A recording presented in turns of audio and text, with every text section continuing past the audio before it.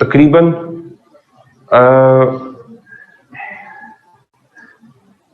1 billion ton के करीब कचरा पैदा होता है एनुअली पूरी दुनिया में, बिलियन टन। तो और ये 2025 तक ये तकरीबन इससे डबल हो जाएगा, 1.3, या इसकी वैल्यू चेंज होती रहती है, मुख्तलिफ साइट्स के ऊपर डिफरेंट है, आपको सिर्फ इसकी नोयत समझानी, ठीक है। इतना सॉलिड वेस्ट प्रोड्यूस हो रहा है ओवरऑल पूरी ग्लोब के ऊपर, और ये कूड़े के ढेर हैं, पहाड़ हैं, माउंटेन्स। इसकी वजह से लैंड पोल्यूशन, वाटर पोल्यूशन और ये जितने आपने टाइप्स पीछे पड़ी हैं वो सारी कॉज हो रही है। एक तो ये मसला है। दूसरा प्रॉब्लम ये है कि इसको अगर आप मैनेज नहीं करेंगे तो ये बहुत तेजी से आपकी लैंड को ऑक्युपाई कर रहा है, आपके वाटर को ऑक्युपाई कर रहा है, ठीक है जी। डिजीजेस कॉज कर रहा है, जितने साइड इफेक्ट्स हैं वो सारे आपने पढ़े हैं इसकी वजह से। Acid rain, air pollution, land pollution, water contamination, ये सारा कुछ, वो तमाम चीजें जो आपके इस्तेमाल में नहीं रह जाती, आपके इस्तेमाल की नहीं रह गई, वेस्ट होती हैं, वो सारे का सारा सॉलिड वेस्ट है। उसको आप कंसिडर, वो चाहे किसी इंडस्ट्री से आ रहा हो, वो चाहे किसी घर से डोमेस्टिक हो, वो किसी हॉस्पिटल से हो, वो किसी म्यूनिसिपैलिटी से हो, कोई भी सोर्स उसका हो सकता है। List of sources. Thank you. Coffee, peanuts दे देना साथ, जरा गला खुश्क नहीं होता। अच्छा, कहने का मकसद ये है कि इसको कहीं ठिकाने तो लगाना पड़ेगा ना भाई। जो हम मैक्सिमम इसके साथ कर सकते हैं, जो उसमें से हम चीजें निकाल सकते हैं। मैं तो रोज खाता हूं, हाथ होगी, पीनट्स के बगैर तो यहां काम ही नहीं चलता। अच्छा, सुनते जाएं।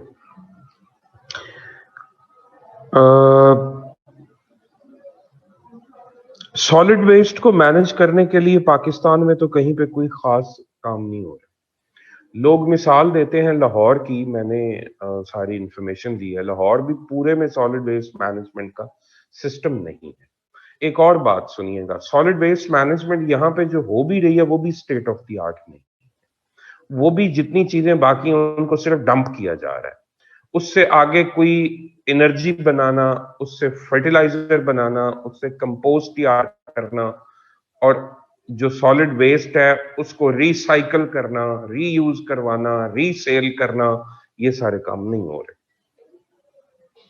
ठीक हो गया। अच्छा, वैसे तरतीब क्या होती है? सबसे पहले कलेक्शन ऑफ सॉलिड वेस्ट होती है। सॉलिड वेस्ट जहां जनरेट हो रहा होता है eight the time of production, ठीक है जी, यानी प्रोडक्शन ऑफ सॉलिड वेस्ट है, ये पहला स्टेप होता है। घरों में प्रोड्यूस हो रहा है, ठीक है जी, इंडस्ट्री में प्रोड्यूस हो रहा है, वो सारा आप पढ़ लेंगे। अच्छा, सॉलिड वेस्ट की प्रोडक्शन के बाद, उसके बाद अगला काम आता है उसकी कलेक्शन, उसको इकट्ठा करना। उसके मेथड्स होते हैं। बाज़-औक़ात लोगों को एजुकेट किया जाता है कि घर का कूड़ा करकट जो है वो बाहर डस्टबिन में फेंके। अब उससे भी एडवांस तरीकाकार ये है, लॉट में जो चल रहा है कि घर से आके लेके वो शॉप पर जाए, जिसमें वो आपको पॉलिथीन बैग्स दे जाते हैं ब्लू कलर के, डिफरेंट कलर्स के हो सकते हैं, उनको उठा के वो ले जाते, शाम को फिर आते हैं। ठीक है, कई एरियाज में ये तरतीब चल रही है, कई एरियाज में डस्टबिन है, वहां पे कई जगहों पे सोसाइटीज ने अपने कलेक्शन सेंटर्स बनाए हुए हैं। ठीक है, हर घर के बाहर उनको एक नेट, एक टोकरी या जो कुछ भी है वो दिया हुआ कि इधर रखें। गार्ड आते हैं, वहीं से वो जो भी उनकी टीम आती है वो वहीं से उठा लेती है, बस इतना ही है। लेकिन वो ले जाके उसको डंप करते हैं, उसकी आगे मैनेजमेंट का कोई काम नहीं। ठीक हो गया। चलो, इससे भी काफी फर्क पड़ जाता है, बिलीव मी, इसकी कलेक्शन से भी कराची वाला हाल यहां पे नहीं होता। अच्छा, चले, प्रोडक्शन ऑफ सॉलिड वेस्ट के बाद उसके बाद कलेक्शन ऑफ सॉलिड वेस्ट है, इसको आप कलेक्ट करते हैं। कलेक्शन के दौरान ही अगला स्टेप भी आप कर सकते हैं, यानी सॉर्टिंग उसकी शुरू कर सकते हैं। उसमें छिलके, सब्जियां, फल वगैरह जो चीजें हैं, ऑर्गेनिक मैटर जितना है उसको अलग कर सकते हैं, इनऑर्गेनिक को अलग कर सकते हैं। खुदा न खास्ता अगर हैजर्डस है, ठीक है जी, उसमें कोई केमिकल्स हैं या उसके अंदर कोई ऐसी चीज, मतलब हॉस्पिटल का वेस्ट है, उसको अलग रखेंगे आप। ठीक है, हैजर्डस नॉन हैजर्डस को अलग कर लिया जाए।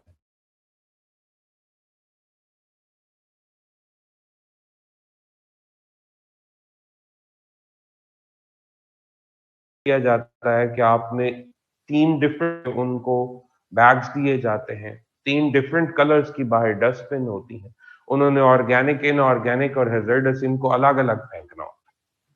ठीक हो गया। अच्छा, अब ये चीजें शुरू से ही कलेक्शन के टाइम पे ही आप सॉर्टिंग भी शुरू कर,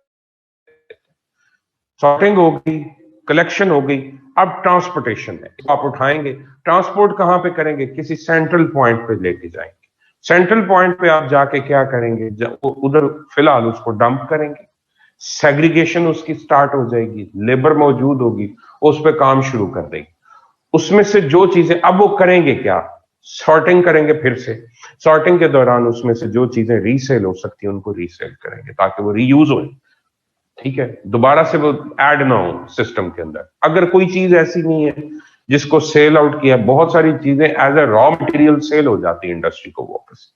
अगर वो सेल नहीं हो रहा तो उसके बाद नेक्स्ट क्या है, ऑर्गेनिक मैटर को लेके उसके आप डिफरेंट काम कर सकते हैं। उससे आप ऑर्गेनिक फर्टिलाइजर बना सकते हैं, उससे ऑर्गेनिक फर्टिलाइजर अगर आप नहीं बना रहे, कंपोस्ट तैयार कर सकते हैं। कंपोस्ट कहते हैं, ऑर्गेनिक मैटर होता है जो एक बहुत ही हाईली फर्टिलाइज, जिस तरह से सॉइल होती है उस तरह का मटेरियल होता है, कंपोस्ट तैयार किया जा सकता है उससे। ठीक है, उससे अगला काम क्या लिया जा, उससे बायोगैस बनाई जा सकती है, मीथेन प्रोड्यूस की जा सकती है, और उस बायोगैस को लेके आप जो है वो फर्दर क्या कर सकते हैं, कोई भी काम उससे करवा सकते हैं। पावर का सोर्स है, उसमें फ्यूल है, वो उससे आप कुछ भी कर सकते हैं। इनऑर्गेनिक मैटर जो आपके पास बचता है, उस इनऑर्गेनिक मैटर में से आप देखते हैं कितना रिसाइकल हो सकता है। रीयूज वाला पहले देख लिया आपने, यहां पे 3R पॉलिसी अडॉप्ट होती है, रिड्यूस, रीयूज, रिसाइकल। अच्छा, रिड्यूस में मैं भी आपको इन तीनों को बाद में फिर से समझाता हूं कि क्या अप्रोच होती है। इनऑर्गेनिक जो मैटर है उसमें से जितना रिसाइकल हो सकता है उसको रिसाइकल करवाया जाता है। ठीक है जी, बाजुकात अगर बहुत हाईटेक आपका सिस्टम हो, आप खुद से चीजों को रिसाइकल कर सकें, आपके पास अपने मैन्युफैक्चरिंग प्लांट्स हो, सारा कुछ हो, तो वहीं पे सॉलिड वेस्ट मैनेजमेंट के सिस्टम के अंदर ही वो करते हैं, इंडस्ट्री को इनकॉर्पोरेट कर दिया जाता है उसके साथ। अगर ऐसा नहीं है तो फिर इंडस्ट्री को वापस वो चीजें भेजी जाती हैं कि इसको रिसाइकल करें, इसी को कंज्यूम करें, नया मटेरियल ऐड नहीं करें। रिडक्शन से मुराद है कि eight the time of production आप सॉलिड वेस्ट कम प्रोड्यूस करें। जिस तरह नेस्ले की बोतल के अंदर लिखा होता है 17% लेस प्लास्टिक, 17% इसमें कम प्लास्टिक इस्तेमाल हुआ हुआ। ठीक है जी, as compare to other products. So ये एक रिडक्शन की टेक्निक है, यानी प्लास्टिक कम इस्तेमाल करें, solid waste overall at the time of production उसको रिड्यूस करें। रिड्यूस, रीयूज, रीयूज हो सकती है उसको करें, फर्दर ऐड नहीं करें। रिसाइकल, उसी चीज को रिसाइकल करके फिर से रीयूज करें, यानी नया मटेरियल ऐड होने से बचाएं, नया सॉलिड वेस्ट जो है उसको सिस्टम में आने से रोका जाए। अच्छा, जो रिसाइकल होगा इनऑर्गेनिक में से उसको रिसाइकल कर लिया। अब जो रिसाइकल नहीं हो रहा उसको आपने क्या करना है, जो रिसाइकल नहीं होगा उसके साथ आप 2 काम कर सकते हैं। ठीक है जी, नंबर 1, आप उसको इंसिनरेशन पे लेके जा सकते हैं। मसलन आपकी इतला सारा प्लास्टिक रिसाइकल नहीं होता। ठीक है जी, ग्लास रिसाइकल हो जाता है, मेटल्स रिसाइकल हो जाती हैं, लेकिन सारे का सारा प्लास्टिक रिसाइकल नहीं होता। प्लास्टिक में से जो थर्मोप्लास्टिक्स है जो बार बार मेल्ट हो सकते हैं वो रिसाइकल होते हैं, जो थर्मोसेटिंग प्लास्टिक्स हैं वो भी रिसाइकल नहीं होते। फिर उनको क्या किया जाता है, जो चीजें रिसाइकलेबल नहीं होती उनको उठा के इंसिनरेशन के प्रोसेस पर लेके जाया जाता है। इंसिनरेशन से मुराद क्या है, burn to ashes, controlled burning. ये एक ऐसा प्रोसेस है जिसके अंदर आप बर्निंग करवाते हैं और उसमें किसी किस्म की भी प्रोड्यूस होने वाली जो गैसेस होती हैं उन गैसेस को आप इस तरह से ट्रीट करते हैं कि वो एनवायरनमेंट में ना जा सके। ठीक है जी, सो इंसिनरेशन पे चले जाए, जो चीजें बर्न नहीं होंगी जो चीजें इस तरह से आप बर्न नहीं कर सकते, अगर मटेरियल बहुत ज्यादा है, फिर आप जाते हैं उसको डंप करने में। अब डंपिंग किस तरह से की जाती है? डंपिंग की जाती है लैंडफिल्स के अंदर। ऐसे एरियाज बनाए जाते हैं हाईटेक, बाकायदा उनके पूरे प्री रिक्विजिट्स हैं वो पूरे करके, मसलन 100 एकड़ के ऊपर आपने कोई लैंडफिल बनाई है और फिर वो अगले को आपके 20 साल 30 साल निकालती है, ठीक है जी, या जो भी आपका मेथड है, कोई ऐसा एरिया जो आपका फर्टाइल नहीं है, आप सिलेक्ट करते हैं ऐसी जगह कि जो वेस्ट है, ठीक है, आपके किसी काम की नहीं है, ठीक है जी, या आबादी से थोड़ी दूर है, उस जगह को सिलेक्ट करने के बाद लैंडफिल एक बनाई जाती है। लैंडफिल बनाने के लिए 3-4 चीजें बहुत इंपॉर्टेंट है। वैसे तो उसकी पूरी डायग्राम, पूरा एक स्ट्रक्चर, पूरे आर्किटेक्ट है वो, लेकिन लैंडफिल के लिए 3-4 काम होने बहुत जरूरी है। नंबर 1, उसकी लाइनिंग होनी बहुत जरूरी है। लाइनिंग से मुराद उसकी नीचे सॉइल कवर जो है वो लाइंड होना चाहिए, ताकि उसमें से पानी बाकी चीजें सीप करके नीचे अंडरग्राउंड वाटर तक ना जा सके और अंडरग्राउंड वाटर को कंटामिनेट ना कर सके। सो इसकी लाइनिंग फिर मोस्टली जो है वो पॉलिथीन की या प्लास्टिक की शीट्स की जाती। कंक्रीट भी किया जा सकता है, लेकिन मोस्टली इसके नीचे प्लास्टिक शीट्स बिछाई जाती हैं, थिक होती हैं। एक काम तो ये करना होता है आपने। दूसरा, उसकी दीवारें बनानी होती, ओपन एयर नहीं उसको छोड़ना होता। दीवारें बनाने के अलावा तीसरा काम आपने क्या करना होता है, उसमें 2 मसले आते हैं। एक मसला ये आता है कि उसमें बायोगैस प्रोड्यूस होती, मीथेन प्रोड्यूस होती। मीथेन की एग्जॉस्ट के लिए आपने जगह छोड़नी होती है। कोशिश ये करनी होती कि मीथेन एग्जॉस्ट भी ना करे, उसको हम कलेक्ट करें, उसमें से इकट्ठा करें। तो जगह जगह उसके अंदर फिल्टर्स, पाइप्स लगाने पड़ते हैं जो उसमें पैदा होने वाली मीथेन को इकट्ठा कर सकें और ओपन एयर में उसको जाने से रोकें। अदरवाइज अगर नीचे मीथेन बबल्स हैं, वो दबी हुई है, तो वो फायर पकड़ सकती है, ब्लास्ट कर सकती है, ठीक है जी। सो इसलिए मीथेन एग्जॉस्ट का सिस्टम डेवलप करना पड़ता है।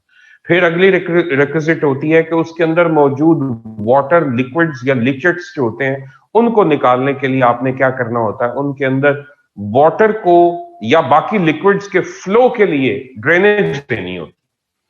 तो उसमें फिर पाइप्स रखे जाते हैं जो उसको जगह जगह से ड्रेन करवाते हैं। ठीक हो गया। अच्छा, इसके अलावा फिर आपने क्या करना होता है, फिर आपने ये करना होता है कि उसके सेल्स बनाने होते हैं, ठीक है जी। यानी सेल्स से मुराद है कि आपने सारे का सारा 100 एकड़ ऐसे तो नहीं छोड़ना, एक एक एकड़ का, ठीक है, आपने सेल बना, उसको पहले फिल करना है और फिल करने के बाद फिर उसको कैप करना है। कैप करने से मुराद ऊपर से कवर करना है, या मट्टी से कवर करें, ऊपर से शीट से कवर करें, उसको ऊपर से कंक्रीट करें, कुछ भी करें, उसको ओपन नहीं आप छोड़ सकते।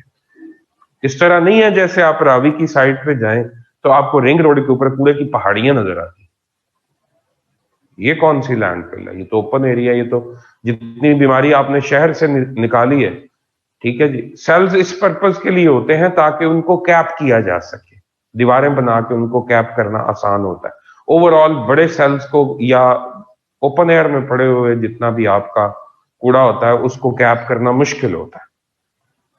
ठीक हो गया। इसलिए फिर उसके पोर्शंस बनाए जाते हैं और उनका एक पोर्शन फिल किया, उसको कैप किया, फिर अगला फिल कर रहे हैं, फिर उसको कैप करेंगे, बंद करेंगे।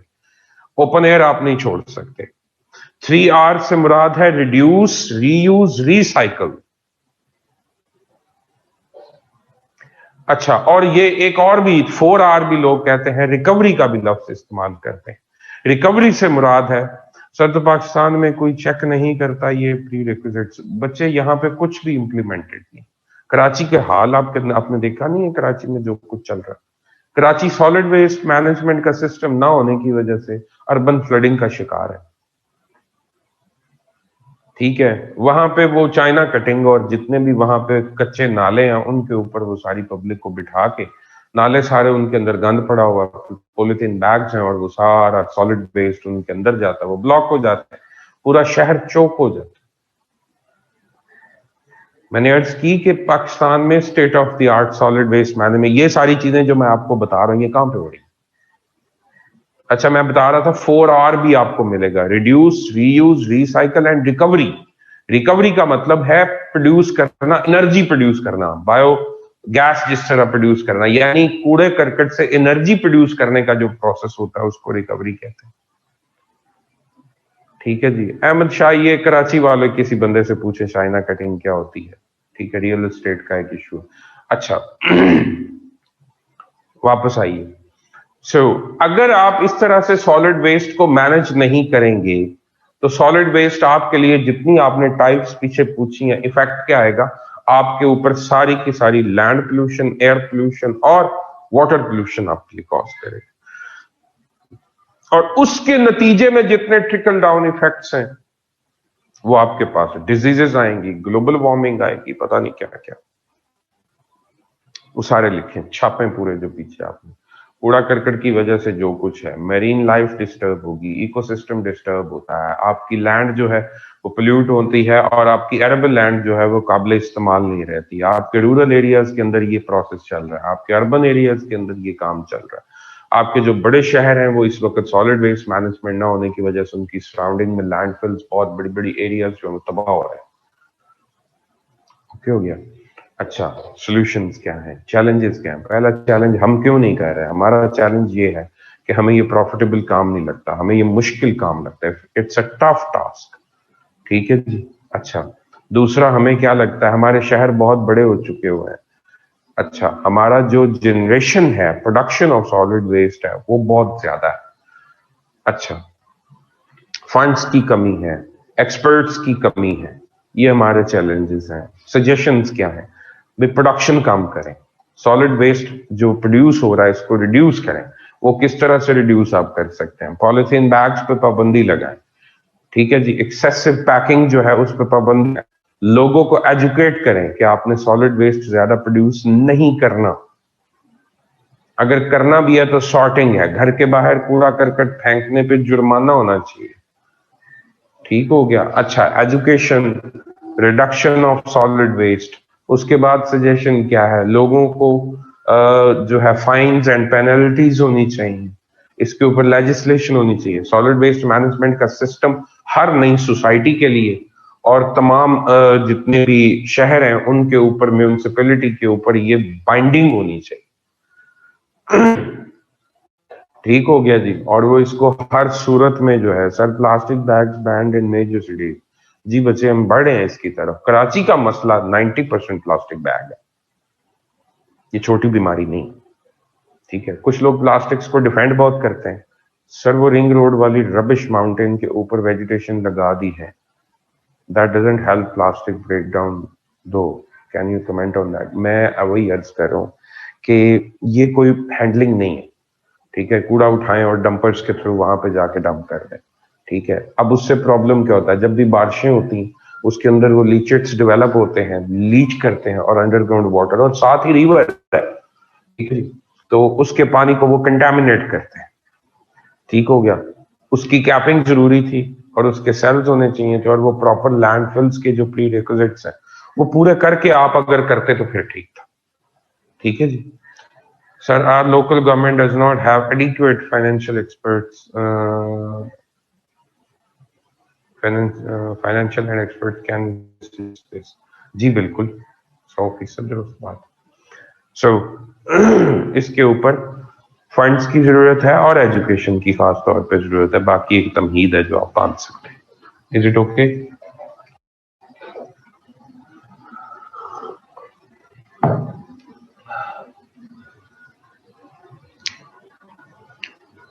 Is it okay? Sir cantt एरिया में फॉलो होता है ban on plastic, basically people are not educated. जी बिल्कुल दुरुस्त है। सर लोकल गवर्नमेंट, ठीक हो गया। अच्छा जी, दो बातें सुनो, एक है एसिड रेन और दूसरी है ozone depletion.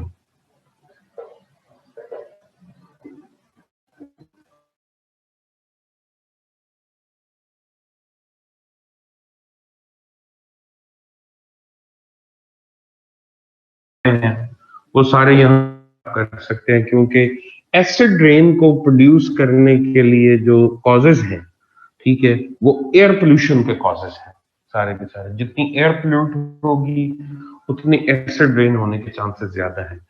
CO2 plus water तो ये आपको क्या देगा, H2CO3। जरूरी नहीं है आप इक्वेशंस को बैलेंस करें। SO2 plus H2O, H2SO4 sulphuric acid, NO2 plus H2O, HNO3 nitric acid. ये डाइल्यूट फॉर्म में आपके पास, मैंने ये तरतीब इसलिए बच्चे दी हुई है कि जो टॉपिक पहले समझाने वाले होते हैं वही उठा के, ताकि आपके पास बल्क में चीजें पैकेट बने और आप आगे उसको एडजस्ट कर सकें। एसिड रेन के कॉजेज अगर आप लिखना शुरू करो, फॉर एग्जांपल एसिड रेन का कॉज फॉसिल फ्यूल बर्निंग, कोल बर्निंग। एसिड रेन का कॉज इंडस्ट्रियल फ्लो। वो सारे कॉजेज हैं जो आपने पीछे पढ़े, ठीक है। एरोसोल्स, केमिकल्स, ये सारी चीजें। जितनी एयर प्लूट होती जाएगी उतने डाइल्यूट एसिड्स वाटर के साथ मिल मिल के बनते जाएंगे। और जब ये प्रेसिपिटेशन होती है, ये दो तरीकों से हो सकती है, ड्राई फॉर्म में भी हो सकती है, वेट फॉर्म में भी हो सकती है। अगर बारिश होगी तो वेट प्रेसिपिटेशन है। अगर आपके पास फ्लेक्स की सूरत में यानी स्नो की सूरत में, या ड्राई फॉर्म में पानी के बगैर अगर ये एसिड सिंपली सेटल डाउन हो रहे हैं विदाउट रेन, ठीक है, तो उसको ड्राई प्रेसिपिटेशन आप बोलते हैं।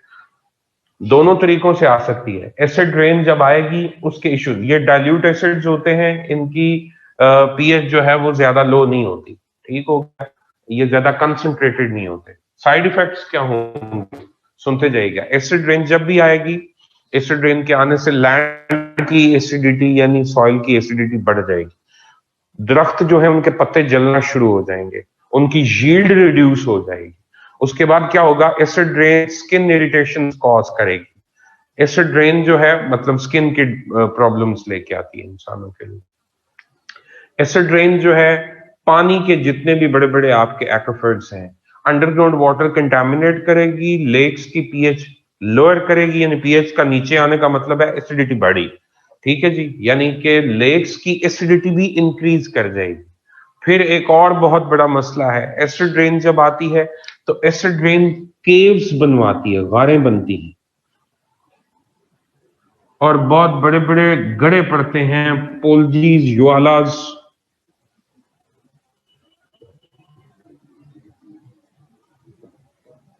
ये ज्योग्राफी की टर्म्स हैं, ठीक है जी, इससे आपने कंफ्यूज नहीं होना। ये एसिड रेन की वजह से प्रोड्यूस होने वाला आप लिख सकते हैं, ये ओवरऑल कहलाती karst topography.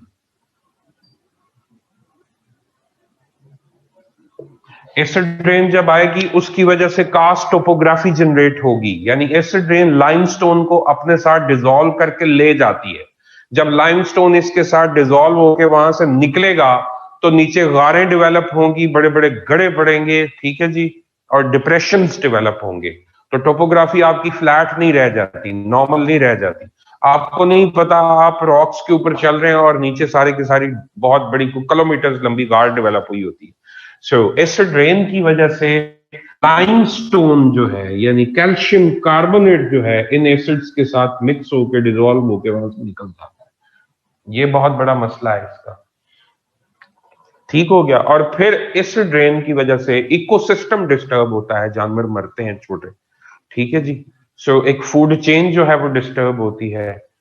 Overall bad impacts हैं इसके इकोसिस्टम के ऊपर। ये तो इफेक्ट्स हैं। सॉल्यूशंस क्या हैं? वही तमाम सॉल्यूशंस हैं जो आपके एयर पोल्यूशन को रिड्यूस करने के सॉल्यूशंस हैं।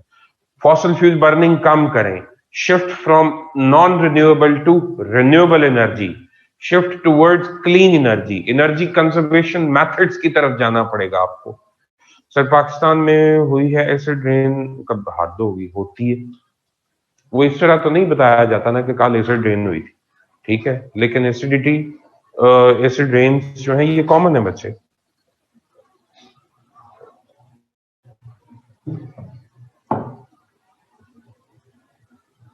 Peanuts peanuts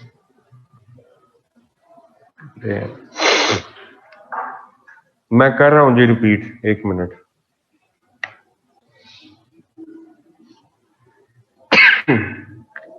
ji Noorul Huda, you are right. Chances होते हैं कि उसमें सेटल डाउन होने के ज्यादा चांस है, काफी देर बाद बारिश हो तो वो ज्यादा एसिडिक होती है। Is smog a type of this acid rain? नहीं, स्मॉग बेसिकली कोई एसिड नहीं है, स्मॉग कोई एसिड रेन की टाइप नहीं है। स्मोक प्लस फॉग ये चीजें जब मिक्स होती, ठीक है जी, तो उससे कोई डाइल्यूट एसिड नहीं बन रहा होता, ठीक है। लेकिन इस पर थोड़ा सा स्टडी करने के, तूती छोड़ने के मूड में नहीं हूं मैं, देखना पड़ेगा, क्योंकि कुछ सिम्टम्स जो है ना वो मुझे भी साइंस आ रहे हैं कि उस तरफ ही हो सकते हैं। सर फर्स्ट रेन भी जी ठीक है, but it cause irritation in skin in eyes. मैं वही कह रहा हूँ ना, इसकी केमिस्ट्री मुझे देखनी पड़ेगी कि इसमें क्या क्या चीजें होती। आई कंफर्म, मैं आपको बता दूंगा। अच्छा जी, सॉल्यूशंस सुने, इसके सॉल्यूशंस क्या है, फिर रिपीट कर रहा हूं, वही सॉल्यूशंस हैं यार जो हमने उधर लिखे। फॉसल फ्यूल बर्निंग यानी कोल गैस ऑयल बर्निंग कम करें, नॉन रिन्यूएबल से रिन्यूएबल सोर्सेज पे शिफ्ट हों, क्लीन एनर्जी की तरफ शिफ्ट हों। एक ही बात है, रिन्यूएबल की तरफ जब आप जा रहे हैं तो क्लीन एनर्जी की तरफ आप जा रहे हैं। गाड़ियों के अंदर कैटालिटिक कन्वर्टर्स लगवाएं, ठीक हो गया। अच्छा, उसके बाद आपने क्या करना है जनाब, लाइफस्टाइल चेंज करें, पब्लिक ट्रांसपोर्ट पे शिफ्ट होना शुरू हो, ताकि कम से कम आप फॉसल फ्यूल बर्निंग कर, आप फॉसल फ्यूल बर्निंग रिड्यूस करने का क्या मेथड है, ठीक है जी। अच्छा, उसके बाद वाइल्ड फायर जो हो रही है उसको कंट्रोल करने की कोशिश करें। वोल्केनिज्म पे आपका कोई कंट्रोल नहीं है, आप उसको रिड्यूस नहीं कर सकते। नूरुल हुदा, स्मोक ओजोन की वजह से नहीं होती, क्या हो गया? बिल्कुल भी नहीं। अच्छा, तो इंडस्ट्रियल जो वेस्ट है उसको रेगुलेट करें, उसको प्रोसेस करें, फिल्टर इंप्लीमेंट करें, लेजिस्लेशन करें, ऐसे इक्विपमेंट्स उनको फोर्सफुली या बाय लॉ उनको फोर्स करें कि वो ऐसे इक्विपमेंट्स इंस्टॉल करें चिमनीज के अंदर, जो हैजर्डस गैसेस जो एसिड रेन कॉज करती हैं, एयर पोल्यूशन कॉज करती हैं, उनको फिल्टर करें। ठीक हो गया, ये वही सारे के सारे स्टेप्स हैं। और मैसिव स्केल पे एफॉरेस्टेशन करें, दरख्त लगाएं, ठीक है जी। उस सूरत में आपकी एयर और एयर प्यूरिफिकेशन के जो मेथड्स हैं जो इंटरनेशनली चाइना को फॉलो करें, एयर प्यूरिफिकेशन के लिए एयर क्लीनिंग टॉवर्स बना रहे हैं, ठीक है जी। जी बच्चे, मैं बार बार कह रहा हूं कि ये वही सारे सॉल्यूशंस हैं जो एयर पोल्यूशन के लिए आप इस्तेमाल करें। 10 बिलियन ट्री सुनामी, अस्तगफिरुल्लाह। मतलब वैसे बातें करते हैं आप लोग ना, वो आप मुझे शेड़ हो, लुकमे दे रहे हो। दवाइयां महंगी कर दो इसलिए कि उनकी सप्लाई बहाल हो सके, कुछ का खौफ करें, शर्म आनी चाहिए लॉजिक देते हुए, ठीक है जी। गंदम महंगी कर दो ताकि सप्लाई मेंटेन रहे, तो फिर आप घर चले जाएं, बार्टर ट्रेड पे चलने दें सोसाइटी को।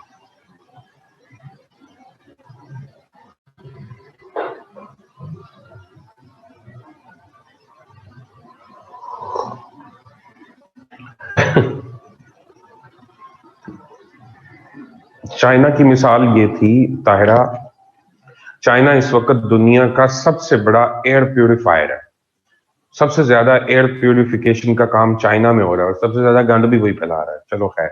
लेकिन वो कार्बन को सॉर्ट आउट करने के लिए सक्कर्स हैं, फिल्टर्स हैं, बड़े बड़े प्लांट्स उन्होंने लगाया जो एयर को क्लीन कर रहे हैं, ठीक हो गया। वाटर वेपर्स को वो एब्जॉर्ब करते हैं ताकि ये ज्यादा जो है वो ना कॉज कर सकें ग्लोबल वार्मिंग, ठीक है जी।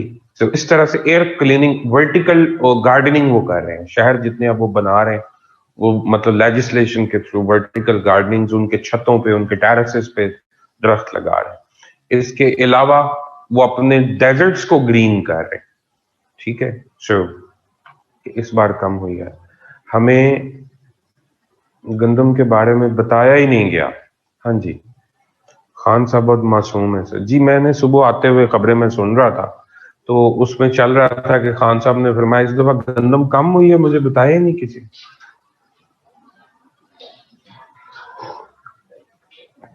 आपको इतने वोट पड़ गए, आपको ये भी नहीं बताया किसी ने।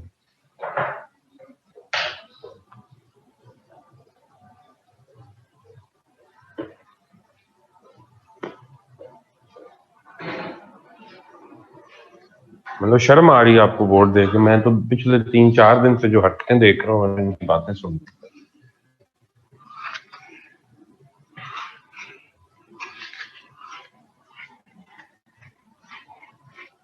और फिर बड़ी ढिठाई से फरमा रहे थे अगले 2-3 साल में सारे मसाइल खत्म हो जाएंगे। यानी 2-3 साल तक मुझे ना चिड़े टेन्योर पूरा करने दे, जब मैं जाने वाला होऊंगा तो फिर मैं रो धो के दिखा के तो चला जाऊंगा। मैं कहूंगा मुझे नवाज शरीफ ने कुछ नहीं करने दिया, ये सारा इसका कसूर है, मेरे हाथ उसने बांधे हुए। हद होती। 1 पे 1 ट्रिलियन कहाँ से लगाएंगे ये कराची के लिए? पता नहीं कहाँ से लगाएं। सॉरी टू से, नेगेटिव नहीं होना चाहिए, लेकिन अब इतना भी पॉजिटिव नहीं हुआ जाता कि बंदा अंधा ही हो जाए।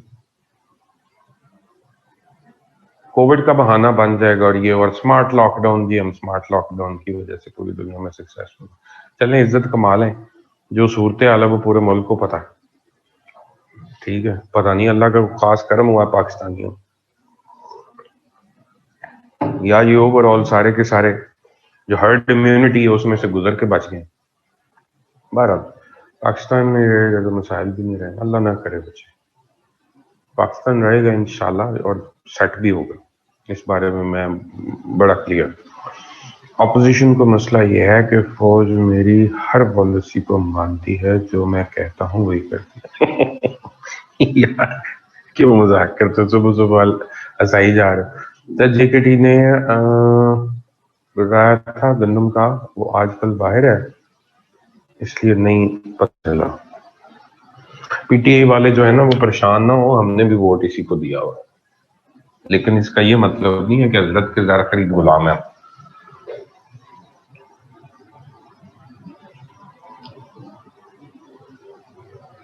जी जी, मैं अर्ज कर रहा हूँ, मैंने सुना है, ये भी खान साहब ने कहा है कि अपोजिशन को ये प्रॉब्लम है कि हमारी तारीखी हम आहंगी है फौज की और सिविल गवर्नमेंट की, तो इसलिए अपोजिशन चलती है। तो जो मैं कहता हूँ, चूंकि फौज मेरी पॉलिसी पे चलती है तो इसलिए अपोजिशन को तकलीफ। बहरहाल अब बातें तो बहुत सारी हैं, टॉपिक दूसरी तरफ चला जाएगा। ओजोन डिप्लीशन, ओजोन किस तरह से डिप्लीट होती है? O1 plus O2 UV rays को कंज्यूम करके, ये रिवर्सिबल प्रोसेस है, ये चलता रहता है। इसके बनने में, इसके दोबारा टूटने में, एटॉमिक और मॉलिक्यूलर ऑक्सीजन डेवलप होने में अल्ट्रावायलेट रेडिएशंस जो है वो कंज्यूम होती हैं। ओजोन O3 ऑक्सीजन की एक एलोट्रोपिक फॉर्म है, एलोट्रोपिक फॉर्म ऑफ ऑक्सीजन। अच्छा, O3 जो है इसका सिचुएशन ये है कि ओजोन, वैसे अगर ग्राउंड लेवल ओजोन बढ़ जाए नीचे, तो उस सूरत में क्या होता है कि आपकी कंटामिनेशन बढ़ जाती है, आपके लिए सांस के प्रॉब्लम आना शुरू हो जाते हैं। इससे पहले कि मैं आगे मूव करूं, एक छोटी सी चीज समझ लें एटमॉस्फेयर के बारे में।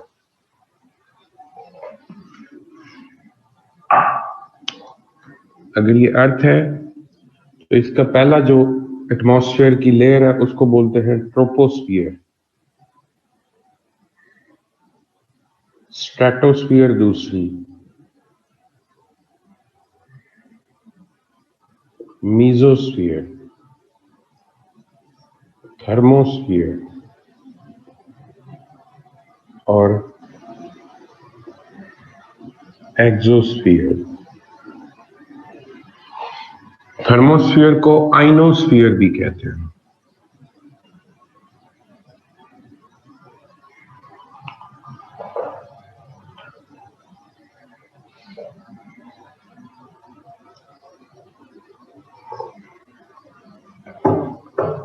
पता नहीं बच्चे, होगा, अगर है शौकत खाना में तो अच्छी बात है। 16 किलोमीटर तक ट्रोपोस्फियर जाती,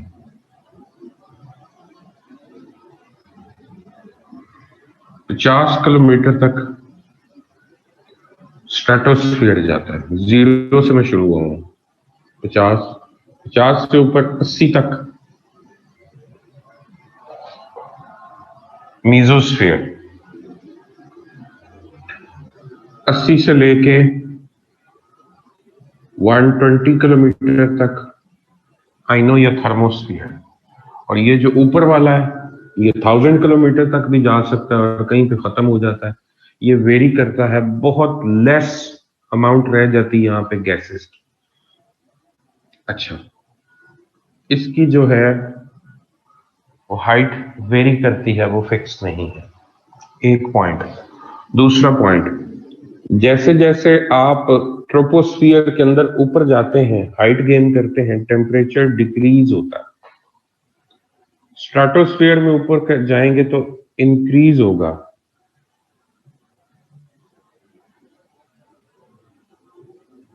मीजोस्फीयर में जाएंगे तो फिर डिक्रीज होगा, फिर इंक्रीज, फिर डिक्रीज, ऑल्टरनेट चलता है, decrease increase decrease increase decrease. ठीक हो गया।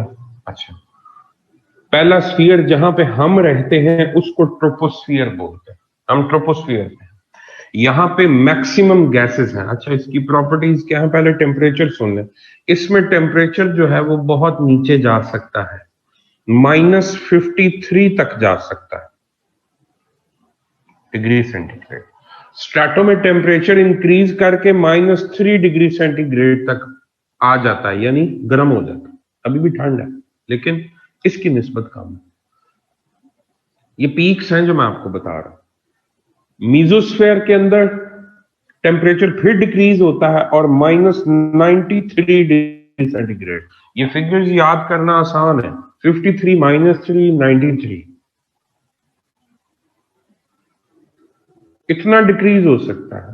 थर्मोस्फीयर के अंदर इंक्रीज होता है और यहां पे बहुत ज्यादा गैसेस के आयनाइजेशन की वजह से टेम्परेचर काफी बढ़ता है और 1200 डिग्री सेंटीग्रेड तक टेम्परेचर जा सकता है। और इधर टेम्परेचर वेरी करता है, इट डिक्रीजेस। ठीक है जी, तो इसकी कोई फिक्स रेंज आपको कहीं पे भी किसी बुक में नहीं मिलेगी।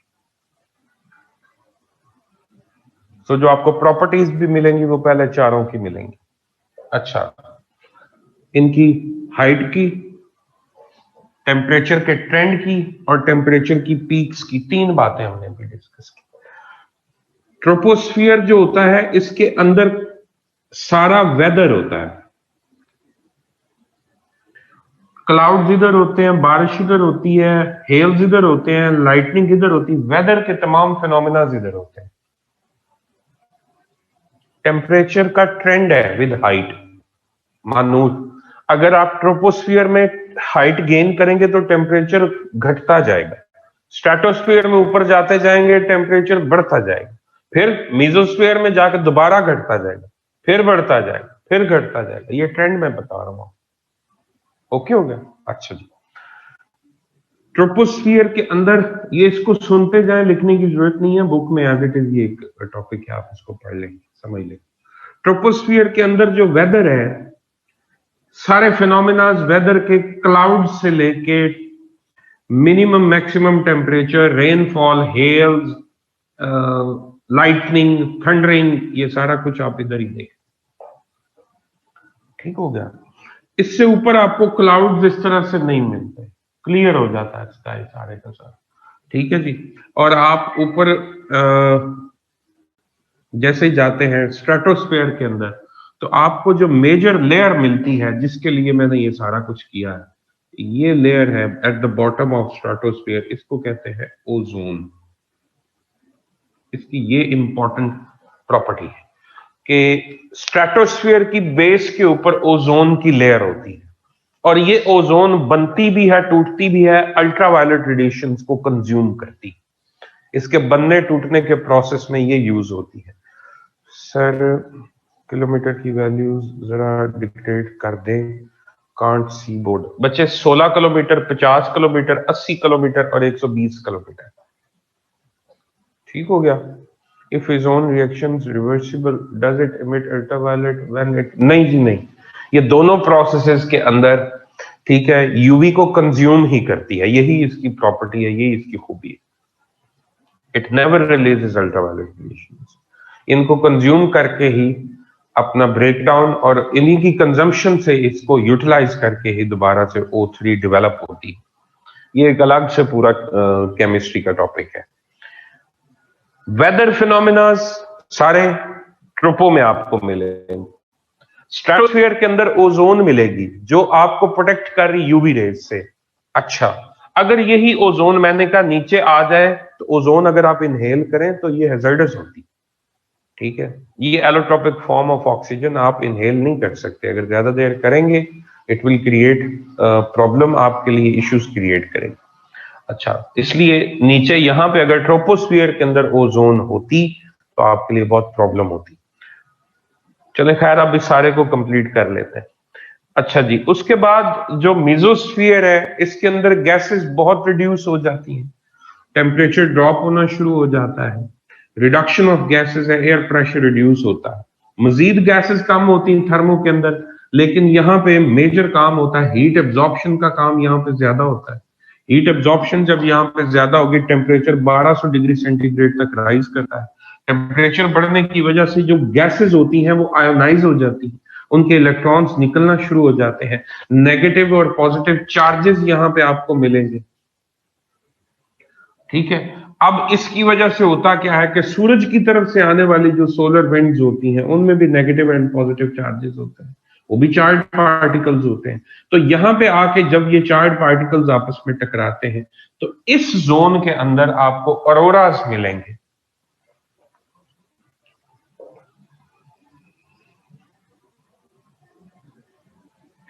नॉर्दर्न लाइट्स, सदर्न लाइट्स, ठीक है जी।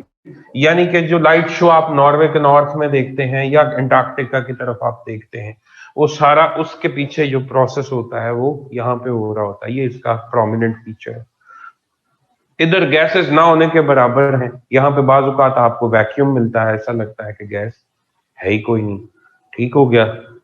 कोई मेजर फिनोमिना सिवाय इसके कि यहाँ पे टेम्परेचर बहुत ड्रॉप होता है and it's the outskirts of your atmosphere, और यहाँ पे लिमिट्स एंड हो रही होती हैं। इस ओजोन के बारे में हम बात कर रहे हैं। ओजोन डिप्लीट किस वजह से होती है? ओजोन की डिप्लीशन जो है इसके पीछे मेजर रोल है CFCs का, क्लोरोफ्लोरोकार्बन्स का, ठीक है, HCFCs का, हाइड्रोक्लोरोफ्लोरोकार्बन्स का, कार्बन टेट्राक्लोराइड का, क्लोरीन का, ब्रोमीन का, आयोडीन का, एस्टेटीन का, यानी हैलेंस का। ये तमाम वो गैस है, इसके अलावा भी ढेर सारी हैं, इतनी लिख दोगे इनाफ है। आपने लिखना क्या है? तमाम कूलिंग एजेंट्स या रेफ्रिजरेंट्स।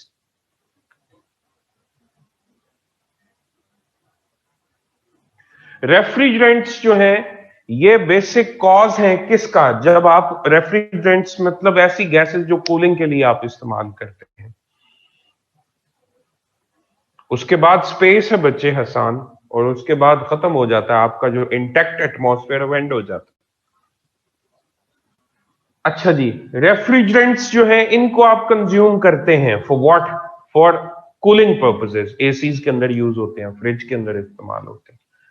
ये जाके ओजोन के साथ मिलते हैं और ओजोन के साथ परमानेंट कंपाउंड्स बनाते हैं। CFCs जब ओजोन के साथ मिलेंगी तो इसको अपने साथ नथी करेंगी और परमानेंटली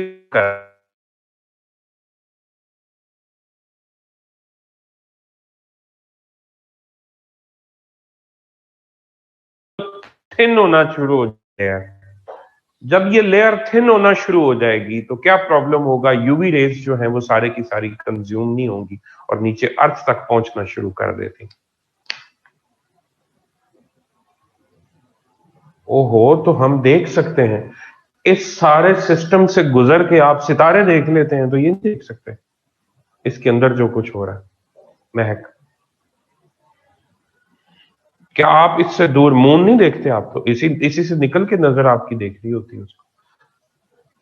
हाँ, ये है आपका विजन वेरी कर सकता है। मसलन एक बड़ा फेमस साइंटिफिक रीजनिंग होती थी, अब तो साइंटिफिक रीजनिंग का चैप्टर निकाल दिया गया है इस बुक में से। पहले इस तरह के कई क्वेश्चंस होते थे, बड़े इंटरेस्टिंग होते थे। डू स्टार्स ट्विंकल, क्या सितारे टिमटिमाते? बताएं जरा।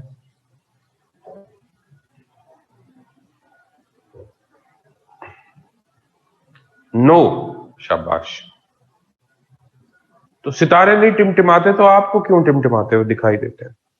क्या वहां पे कोई लोड शेडिंग हो रही होती है या कोई फंक्शन चल रहा होता है कि वो कभी लाइट बुझती है, कभी ज्यादा कभी कम? जी मैं कर देता हूं मरियम, पहले वो पिछला पॉइंट। मैं अभी form and then are created, क्या?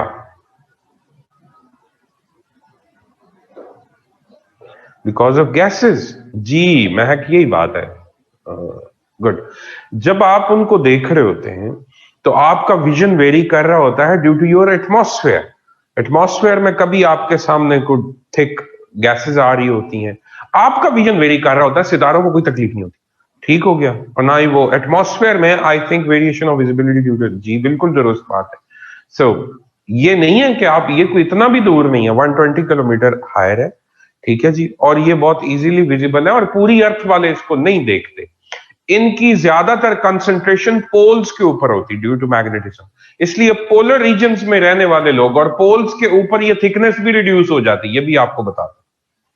पोल्स के ऊपर ये एवरेज लेंथ हैं जो मैंने आपको लिखवाई, नॉर्थ और साउथ पोल के ऊपर ये शाम के वक्त क्लियर होते हैं और उस वक्त बहुत इजीली इसको देखा जा सकता है। सर इससे ऊपर जन्नत जहन्नम अर्श भी तो है, सेवन स्काईज कहां पे हैं सर? हमें तो एक ही दिखता है, जो आपको एक दिखता है वो भी स्काई नहीं है। आपने बादलों को आसमान समझा हुआ है, बंदा की करे थे।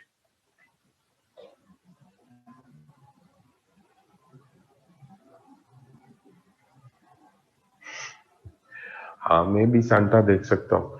When space shuttles re-enter Earth's orbit, they burn up cause of high temperature of thermosphere or simply cause of gravity and terminal velocity। देखिए बच्चे, अहमद शाह जब वो वापस एंटर हो रही होती हैं तो ये कितना को है थर्मोस्फीयर, जरा गौर करें, 80 से लेके 120।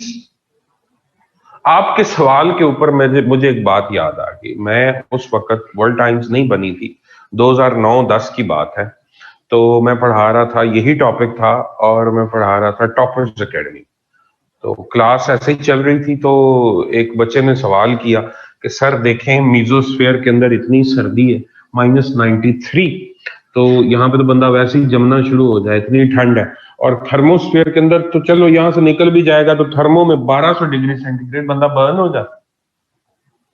और अब इससे अगला सवाल उसका बड़ा खतरनाक था और मैं डर गया। उसने कहा सर इसीलिए हम कहते हैं कि रसूलुल्लाह सल्लल्लाहु अलैहि वसल्लम ने जो मेराज की है वो रूहानी मेराज है, जिस्मानी नहीं है। आप बनफ्से नफीस तशरीफ नहीं ले गए यहाँ से, आपकी रूह ने मतलब वो मेराज किया है। हम मेराज के इनकारी नहीं है, लेकिन ये लॉजिक्स देखें, ऐसा पॉसिबल नहीं। अब मैं चुप, मैंने कहा अब इसको कोई मौलवी जवाब दे, मैं तो इस चक्कर में ना पढ़ूं, वरना तो अल्लाह अकबर का नारा लगेगा और मेरी गर्दन जो है वो तन से जुदा पड़ी हो। अच्छा मैं चुप, मैंने कहा या अल्लाह अब इसका कोई ना बंदोबस्त फरमा दे। उसी क्लास के अंदर एक बच्चा बैठा हुआ था, यकीन करें उसने बड़ी हेल्प की, दोस्त था, अल्लाह उसको जिंदगी दे, खुश रखे, कामयाब कर। उसने कहा सर इसको ये पूछें कि फिर हजरत आदम व नफ्से नफीस कैसे नीचे आ गए?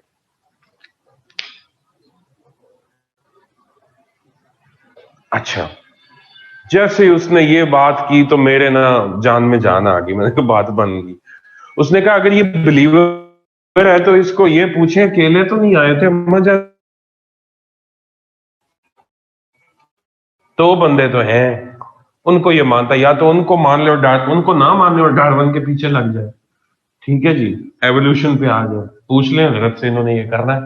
वो चुप कर गया। उसने कहा अगर वो बनफ से नफीस आप ईमान रखते हैं कि नीचे आए हुए हैं, तो नबी खुदा सल्लल्लाहु अलैहि वसल्लम के जाने पे आपको क्या एतराज? फिर एक और बात सुनिए, खैर बाद में चीजें साइंटिफिकली भी हमने समझाने की कोशिश की। उसके बाद उसने कहा sir if is believer, if is Muslim, बाकियों से नहीं माजरत से, उसने कहा हजरत ईसा भी बनफ से नफीस ऊपर गए and he will come again, ये हमारा ईमान है, ठीक है। अच्छा तो कहने का मकसद ये है कि ये तो टू वे ट्रैफिक है, तो इनको क्या प्रॉब्लम। और आजकल तो आम इंसान आ जा रहे हैं।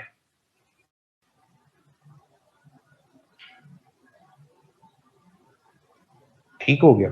नहीं, अब तो खैर ये क्वेश्चन बनता ही नहीं है ना। अब तो देखें आप, एस्केप वेलोसिटी के साथ इतनी स्पीड से अगर मूव करें, आप इस ग्रेविटी को भी क्रॉस कर सकते हैं, इस एटमॉस्फेयर को भी क्रॉस करके शटल्स आ जा नहीं रही। ठीक है, आपके जितने सैटेलाइट्स हैं वो मूव नहीं कर रहे। थर्मोस्फीयर में सैटेलाइट रहते हैं, सैटेलाइट्स थर्मोस्फीयर में भी मूव करते हैं, इतने टेम्परेचर को बियर कर रहे हैं। और ये इतना ज्यादा टेम्परेचर भी नहीं है कि हर चीज जल भुन जाए। कितना है, 80 से लेके 120, 40 किलोमीटर बनता है सिर्फ, 40 किलोमीटर। और स्केप वेलोसिटी कितनी होती है, 11 पॉइंट समथिंग किलोमीटर पर सेकंड। ठीक हो गया। अगर मैं इसको 10 भी कर दूं, 10 किलोमीटर पर सेकंड, तो 4 सेकंड लगते हैं आपको इसको क्रॉस करने।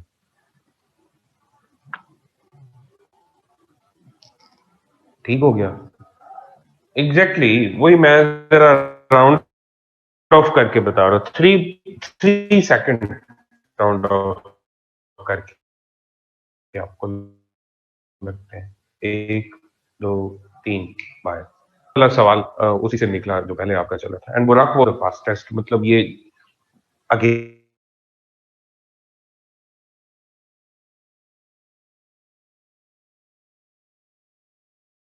वरना तो जब बंदा जो है ना वो खान साहब की तरह दूसरे लोगों के हत्थे चढ़ा होता है, शुगल बना होता है, या फिर बंदा उतना ही ढीठ हो, उसको फर्क नहीं पड़ता हो, या फिर ये इंस्टिंक्ट पैदा करनी पड़ती। भारत